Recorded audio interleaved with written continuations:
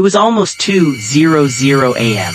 A short distance from the city, an old mansion stood silently in the darkness. The mansion was so old that its walls were cracked and broken, and most of its windows had been shattered long ago. People said that no one had lived there for the past 20 years. But that night, Ion was going there.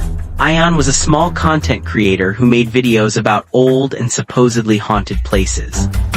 He had heard that there was a room on the second floor of the mansion whose door never opened. People claimed that anyone who went near that room could hear the sound of a child crying from inside. Ion picked up his camera and stepped into the mansion. As soon as he opened the main door, a loud creaking sound echoed through the darkness. There was almost no light inside. Ion turned on his flashlight and slowly looked around. Old photographs covered the walls. In one of them, a man, a woman, and their little daughter were standing together. Ion moved closer to the photograph. Then he noticed something strange. The little girl's eyes were completely black. Ion froze. Slowly he turned around and looked behind him. But there was no one there. He looked into his camera and said maybe it was just the sound of the wind.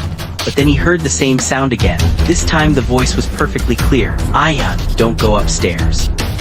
Ion pointed his flashlight toward the stairs. They were completely empty, yet for some reason his feet began moving toward them on their own. When he reached the second floor, he found a long, dark corridor stretching in front of him. At the very end of the corridor was a door covered with red marks that looked like old blood. Ion turned on his camera and slowly walked toward it. Suddenly, he heard a crying voice coming from inside. "Get me out." Ion grabbed the handle and tried to open the door, but it wouldn't move. Then another voice came from inside. "You came too late." Ion immediately stepped back. He pulled out his phone and called his friend, but when the call connected, he heard only one sentence. "Ion, you're not alone in this house." Then the call suddenly ended. Ion's face went pale with fear. He slowly moved his flashlight across the corridor. There was nothing there, but then his eyes fell on the floor. Behind him were small, wet footprints. The footprints seemed to begin at the mysterious door and continue directly toward Ion. He slowly turned around, but there was no one there. Then he looked at the screen of his camera. His blood ran cold. A little girl was standing directly behind him. Ion immediately dropped the camera. When he looked again, the girl was gone, but now something had changed. The door was open. Inside was a small room. In the center of the room stood an old chair, and directly in front of it was a small television. Suddenly, the television turned on by itself. Ion stared at the screen. He could see himself on it, but what terrified him was that in the video, Ion was standing outside the mansion. He watched in confusion. Then he heard his own voice coming from the television. "If you're watching this video, it means I'm not alive anymore." Ion stopped breathing for a moment. On the screen, the other Ion slowly walked into the mansion. Then the same little girl appeared in the video. She looked directly into the camera and whispered, "Now he will stay with us too."